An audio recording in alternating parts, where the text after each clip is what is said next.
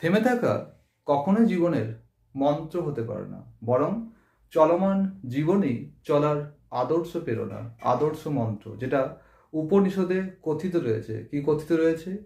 চড়াই বেতি, এগিয়ে চলো, এগিয়ে চলো, এগিয়ে চলার নামই হলো জীবন।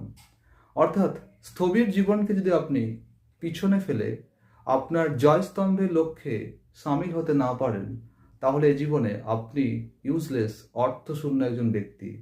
তাই আজকে যে মন্ত্রটি আমি আপনাদের সামনে শেয়ার করতে চলেছি, সেটি জীবনের পথে অবলম্বন করা বাঞ্ছনীয়। কিসের মন্ত্র?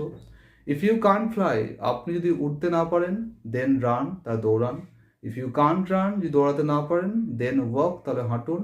ইফ ইউ কান্ট ওয়াক, যদি হাঁটতে না পারেন, দেন ক্রল, তাহলে হামাগুড়ি দিন। But whatever you do, you have to keep moving forward, আপনাকে এগোতেই হবে, কারণ এই অগ্রগতির পথ